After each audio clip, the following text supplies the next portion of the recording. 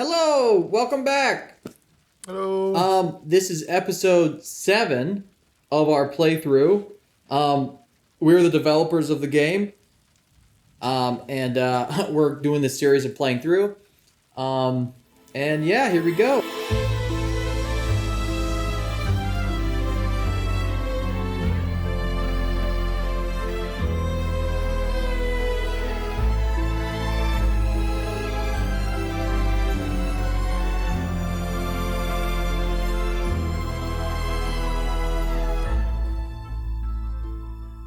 This is where we left off last. This is the rooftops. We just played through that, and I have everything ready. I'm gonna hit the go button, and this is the new area. On our way to the finale. Yes. Yeah. So this will be the last episode. Mm-hmm. Bam.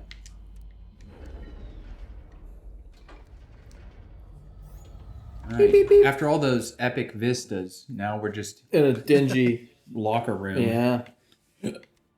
Disappointing, right? Mm-hmm. Roll credits. Oh wait, what is this camera? What does this mean? Oh. What is this? Oh yeah. Yeah. This was like this whole sequence we came up with kind of later on, at least Later on, as in like the last year of development or something. No, I mean we wanted. Well, yeah. The desire for this to be in the game was there for a very long time, but it was something that we kept putting on the back burner because we knew it was like, this is like a pipe dream for the game to have this. And it worked out to have this as the finale, even though we wanted it to be more of a integral part of the game. Yeah. Because we put it on the back burner for so long, it just had to be something that we're like, hey, the game also has this at the end. Yeah, and I was like mostly talking about like this complex animation and where you drop into the Game Boy in the hand and all that kind of stuff. Yeah, that's true. This was kind of almost like at the last minute, kind of. There's a lot to talk about with this, so I guess we'll just get into it. I'm gonna hit the go button here. Bam. Boom. So you filled up your gamepad with all the components that you've been collecting throughout the whole game. Mm-hmm. For the first time, it opens this thing, control center. And all you have to do is just hop into it as the little pedestrian man. So what's happening? Are we like connecting with a human? Is the human being controlled by a little pedestrian sign? No one knows. Ta-da. Ta-da! Here it is! So this is kind of like the epic twist we were looking for with the game. We really wanted to kind of surprise people with something that they would totally not expect. Mm-hmm. Not only in terms of like story and aesthetic, but also mechanics-wise. You know, you get into the rhythm of a game and you're like, all right, it's an FPS game. All right, it's a puzzle game. But then, boom, we kind of like almost switch genres on you. Yeah. So that was kind of a fun thing to come up with.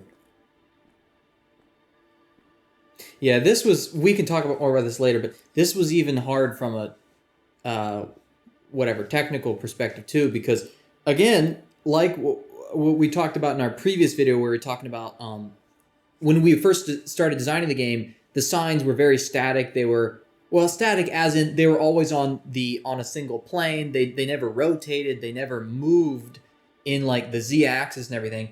That same thing kind of happened here at the finale where we had built up all these systems that kind of had restrictions to those systems because they were for a particular purpose. And now we're wanting a character, a fully 3D character that's moving around this 3D world in a first-person controller, but also have a sign in his hand. So it was a bit of an undertaking. It's a lot. And then also we had to make this kind of thing, like interactable 3D elements. Yeah, so we're pretty much, excuse me, we're pretty much adding on to this puzzle platformer an entirely different game. Yeah.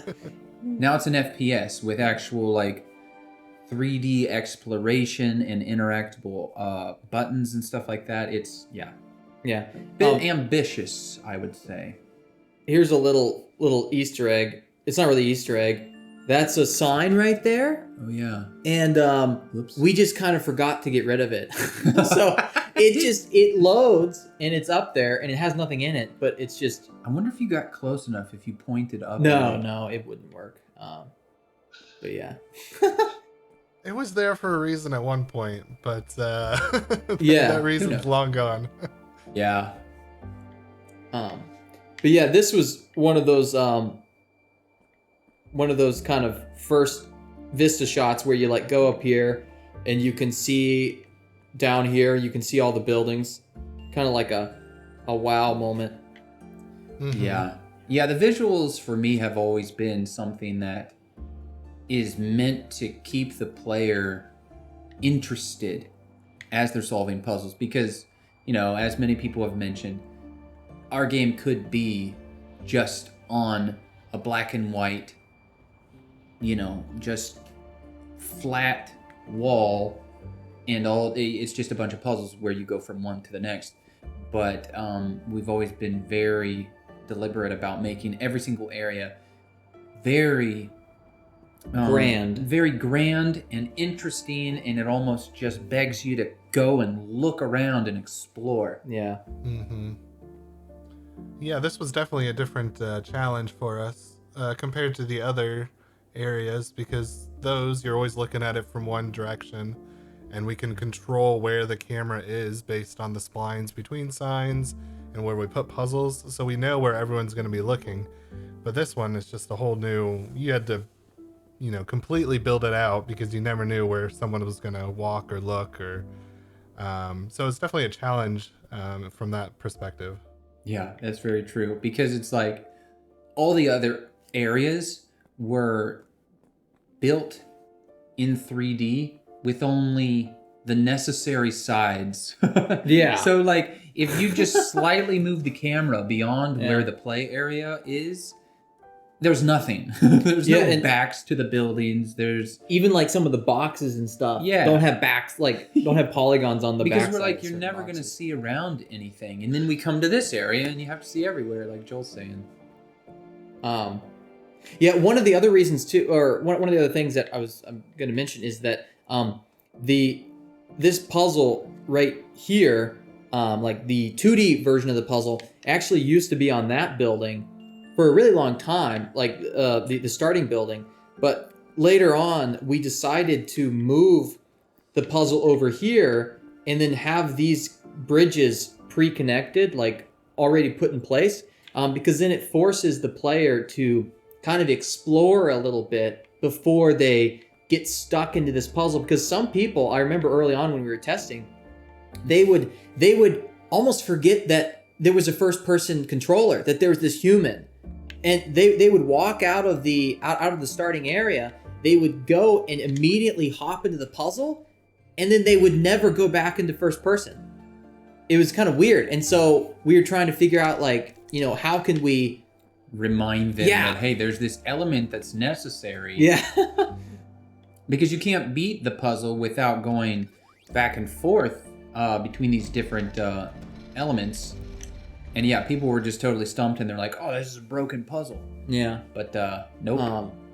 Yeah, I don't really know. So like this mechanic, like Dana was saying at the beginning, really was like it was something that we had for really, really long time, and it was in kind of a very different form, at least initially, and then we didn't really touch it for a super long time up until.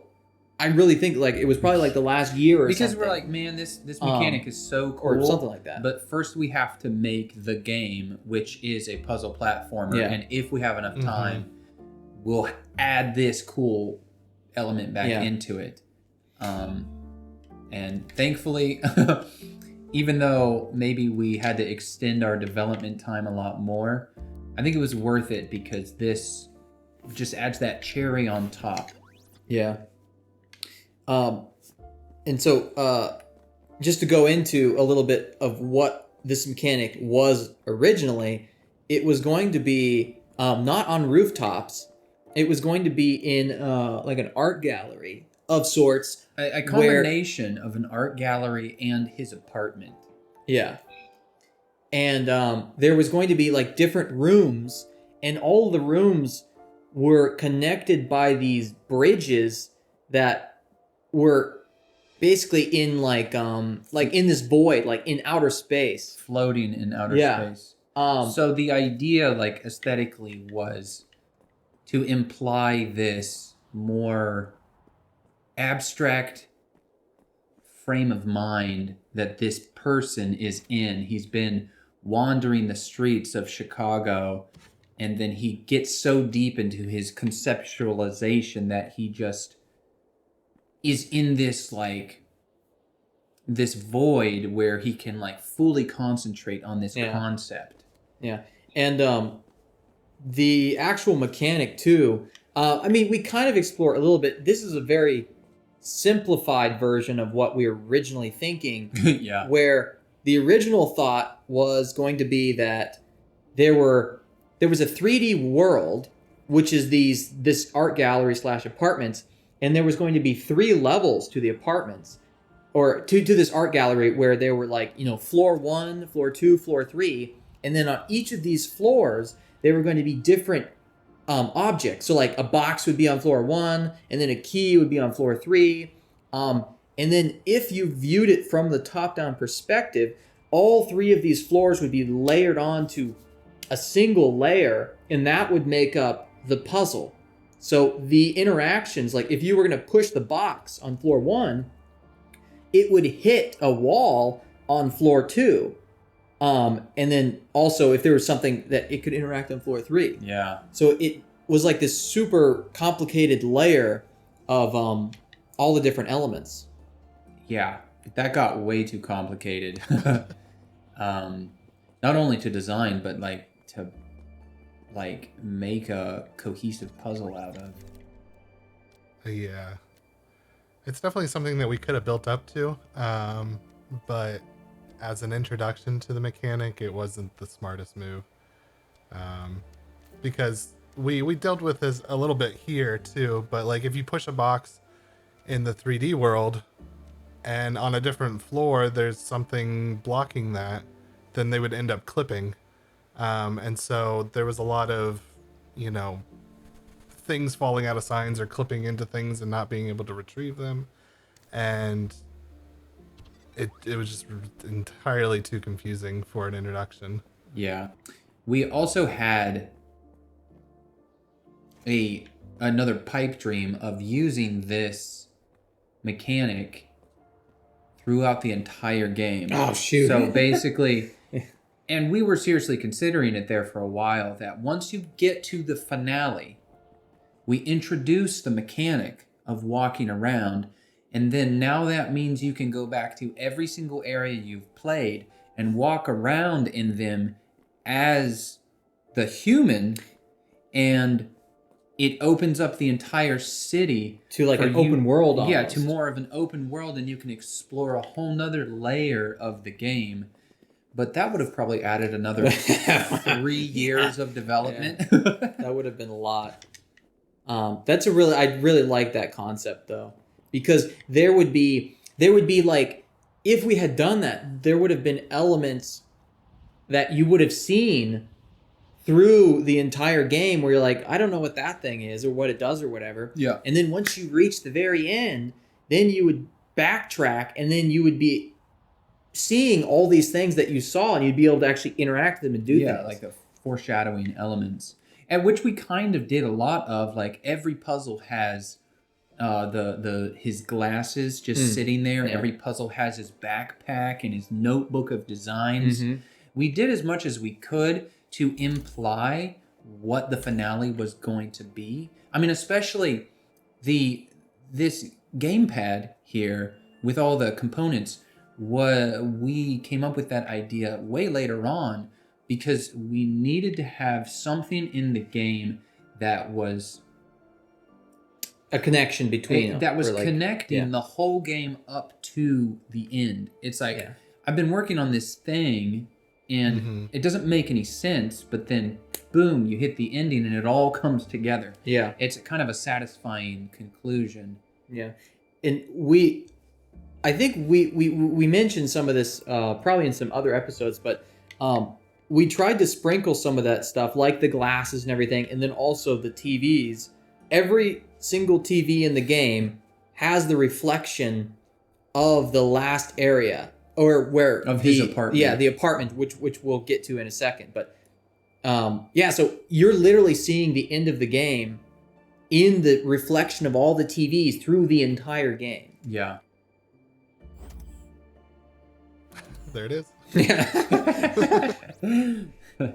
Yeah, and remember we were even thinking of having like other things, like a car horn would honk and then the camera would like look back and then look like to imply that, oh, there's a human watching the puzzle.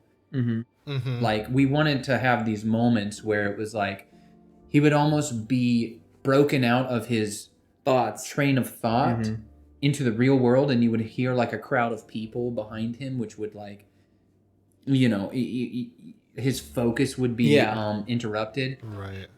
But we didn't have time. Yeah. You did it. We did it. Oh, so that was the puzzle. Yep. So very simple. I mean, once you understand the concept of this puzzle, you can breeze through it pretty quickly. Yeah, I guess we didn't really mention. This is the way that this puzzle works is that each of those blueprints on this wall represent a building that you're standing on, and the lines between all the blueprints represent these bridges. So this bridge is one of the connections between these blueprints. And so if I'm not going to break it because I'll have to redo it, but if I were to take one of these bridges and change it like from here down to here, then the bridge would literally change its position from one building to another. Yeah, we should have shown that early on. Yeah. But it is pretty cool because like it's this really satisfying feeling when you connect up a bridge, even if you just want to like, I want to go from this building to this building. Yeah. And then just draw that bridge across there and you can walk across it in 3D. It's kind of a cool, fun thing. This is one of the things that we kind of added to help people that were confused. Like just another little hint. Hey, look at this blueprint, this like sketch showing the bridges are connected. Yeah, look at this. I think it helps. Some people got it. Yeah. Okay. And they're like, and then here, there's the glasses. Here's the backpack. There's his notebook. And he's drinking some. Wait, what is he drinking? Hypos. Is it liquid sound? Yeah. So that was our Kickstarter. One of our Kickstarter backers made that brand. Yeah. It's a Mountain Dew knockoff. Here we go. Oh, another little goofy thing. I didn't fix the sound for the player's footsteps or for the 3D player's footsteps. And so his walking sound, like his footsteps, whenever you start running, they just literally get faster. So he's like...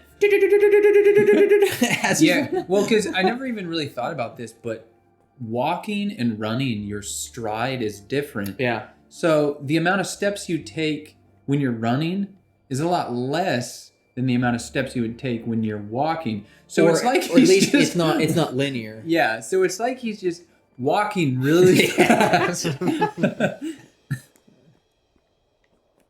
Okay, here we go.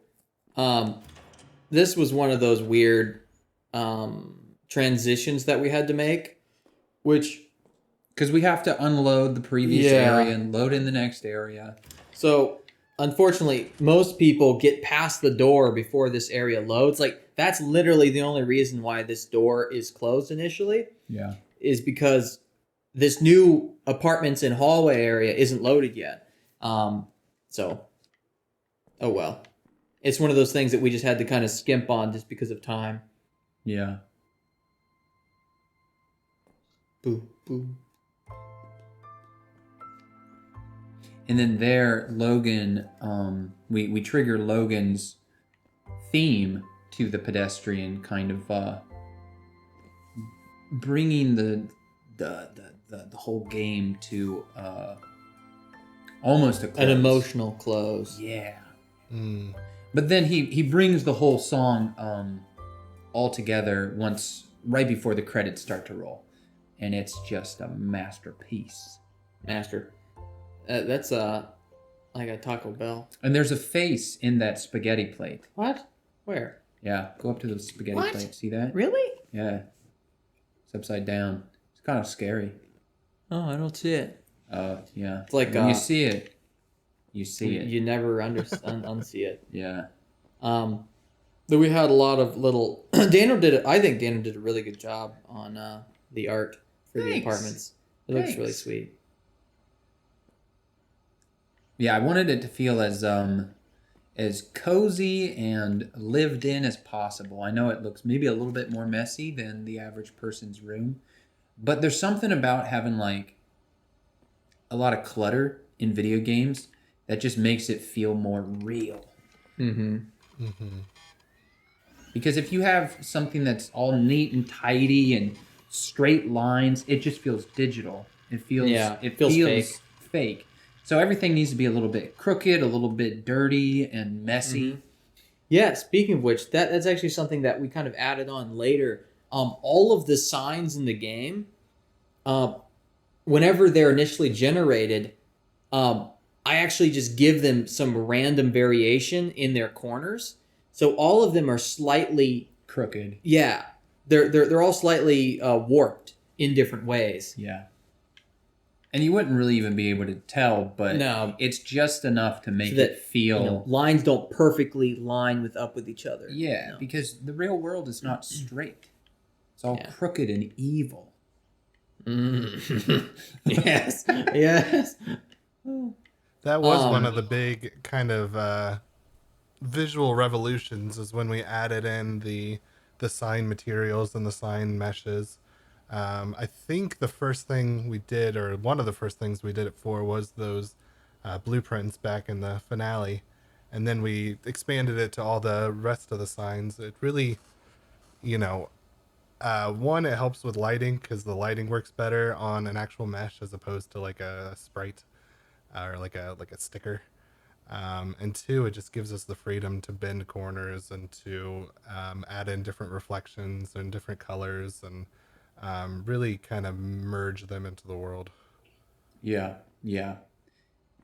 It went a long way. Mm-hmm. And there's the reflection shot. Oh yeah, this area. Yeah. We have a reflection probe. It's like right here where the head is. Yeah. It's just reflecting the entire apartment, and we're using that reflection probe on all of the screen reflections on the TVs throughout the whole game. Yeah, it's crazy. Yeah. This is literally the full-size model of the train, but scaled down. Well, dude, after a while, I get tired of making I think it's cool. assets. I just get tired of making assets, so it's like, all right, well, what... Out of all the assets we have, what could I, like, reuse? Yeah. And then here's some environmental storytelling with like the little electrical plugs. There's the glasses. Here's a calculator, which we were going to use for something else. Yeah, the calculator was meant to be... Before we came up with the gamepad with the components, it was a calculator that would just give us a code. Yeah. But that was less interesting, even though like it was a fun asset to make, so I had to use it somewhere. But yeah, actually, this whole apartments area is supposed to finally explain to the player, hey, this is what's been going on the whole time. There has been a real person designing all these puzzles, brainstorming this long jump science experiment. Mm-hmm. And this is where you get to actually experience the experiment. Mm-hmm. So... Oh, whoops. So by this point, you're familiar with that sound effect of the bridges connecting, so you know like, something. what was that? We've just connected to something. And if you look on the computer, which we didn't even mention, on the computer, it's talking about a long jump that we're linking to, and there's this longitude and latitude of some location that we've connected to. Mm-hmm. So now we can find out what just opened. What? Oh. Yeah. Spooky. Here we go.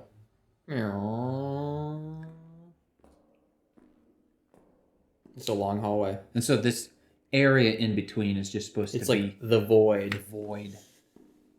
So actually, this actually hasn't really. It kind of happened. So the bridges.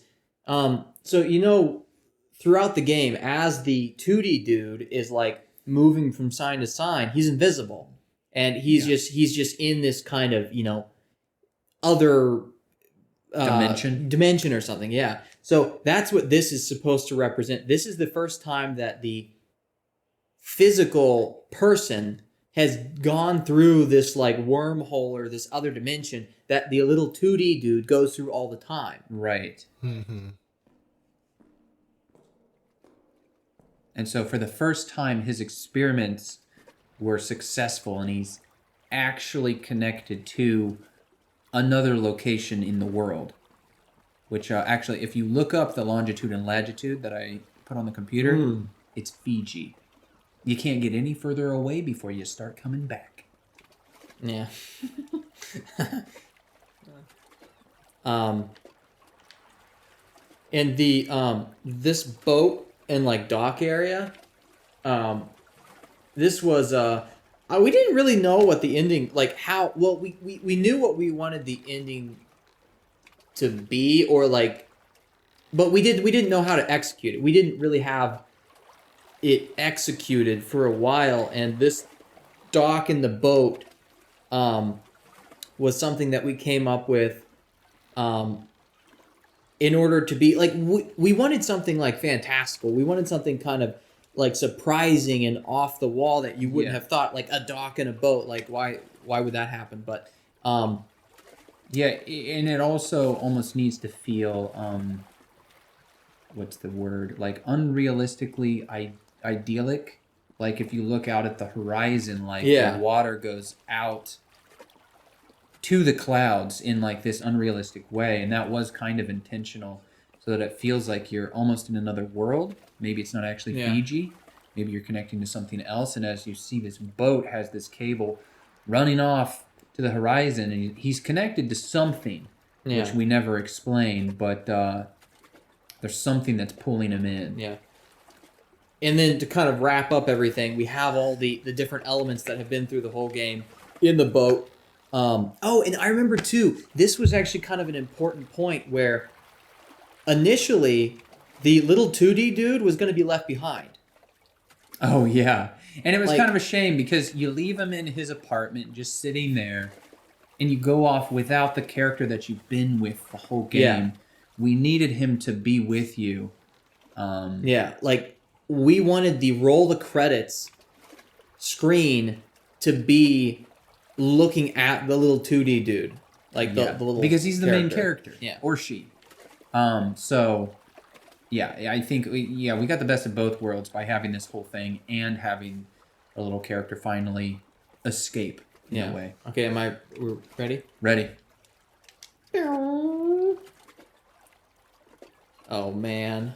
And then here's Logan's theme. Brings a tear.